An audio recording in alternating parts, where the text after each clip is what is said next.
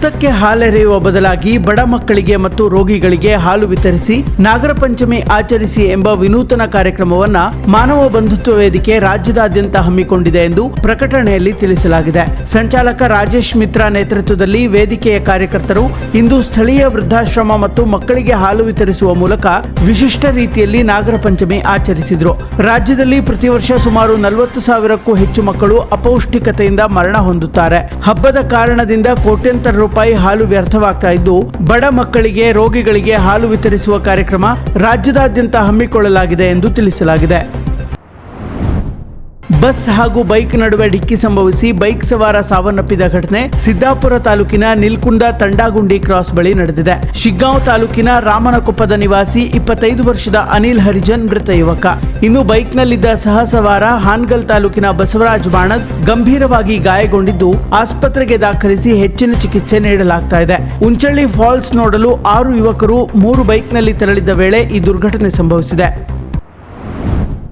ಶಿರಸಿಯ Rotary ಹಾಲ್ನಲ್ಲಿ ಭಾನುವಾರ ನಡೆದ ಕರ್ನಾಟಕ ರಾಜ್ಯ ಔಷಧ ಮತ್ತು ಮಾರಾಟ ಪ್ರತಿನಿಧಿಗಳ ಸಂಘ ಶಿರಸಿ ಘಟಕದ ವಾರ್ಷಿಕ ಸ್ನೇಹ ಸಮ್ಮೇಳನವನ್ನ ಖ್ಯಾತ ವೈದ್ಯರಾದ ಡಾಕ್ಟರ್ ಮಧುರಾ ಮರಾಠೆ ಹಾಗೂ ಮುಕುಂದ್ ಮರಾಠೆ ದಂಪತಿ ದೀಪ ಬೆಳಗಿಸಿ ಉದ್ಘಾಟಿಸಿದ್ರು.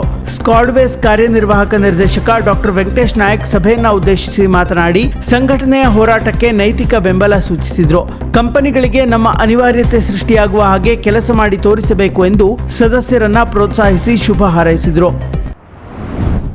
ವಿದ್ಯುತ್ ವಿತರಣಾ ಕೇಂದ್ರದ ತುರ್ತು ನಿರ್ವಹಣೆ ಕೆಲಸ ಇರೋದ್ರಿಂದ ಹೊನ್ನಾವರ ತಾಲೂಕಿನ ಪಟ್ಟಣ ಶಾಖೆಯ ಬಂದರು ರೋಡ್, ಕೆಎಚ್ಬಿ ಕಾಲನಿ, ಎಲ್ಐಸಿ ಮತ್ತು ಕರ್ಕಿ ಫೀಡರ್ ವ್ಯಾಪ್ತಿಗಳಲ್ಲಿ ಹಾಗೂ ಗೇರುಸೊಪ್ಪ ಶಾಖಾ ವ್ಯಾಪ್ತಿಯ ಮಾಗೋಡ್, ಉಪ್ಪೋಣಿ, ಬಲ, ಎಡ ಹಾಗೂ ಕಾಲೋನಿ ಫೀಡರ್ಗಳ ವ್ಯಾಪ್ತಿಯಲ್ಲಿ ಜುಲೈ 30ರಂದು ಬೆಳಗ್ಗೆ 10 ಗಂಟೆಯಿಂದ ಮಧ್ಯಾಹ್ನ 3 ಗಂಟೆಯವರೆಗೆ ವಿದ್ಯುತ್ ವ್ಯತ್ಯಯವಾಗಲಿದೆ.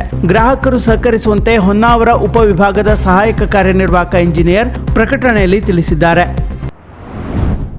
ಜಿಲ್ಲೆಯಲ್ಲಿ ಕಳೆದ 24 ಗಂಟೆಗಳಲ್ಲಿ ಸುರಿದ ಮಳೆಯ ವಿವರ ಈ ರೀತಿ ಇದೆ. ಅಂಕೋಲದಲ್ಲಿ 34.2 ಮಿಲಿಮೀಟರ್, ಭಟ್ಕಳದಲ್ಲಿ 10.3, ಹಳಿಯಾಳದಲ್ಲಿ 3, ಹೊನ್ನಾವರದಲ್ಲಿ 18.4, ಕಾರವಾರದಲ್ಲಿ 7.1, ಕುಮಟಾದಲ್ಲಿ 19, ಮುಂಡಗೋಡ್ನಲ್ಲಿ 6 ಮಿಲಿಮೀಟರ್, ಸಿದ್ದಾಪುರದಲ್ಲಿ 29.3 ಮಿಲಿಮೀಟರ್, ಶಿರಸಿಯಲ್ಲಿ 20.8, ಸೂಫಾದಲ್ಲಿ 17.8, ಯಲ್ಲಾಪುರದಲ್ಲಿ 11.8, ದಾಂಡೇಲಿಯಲ್ಲಿ 7 ಮಿಲಿಮೀಟರ್ ಮಳೆ ಸುರಿದಿದೆ.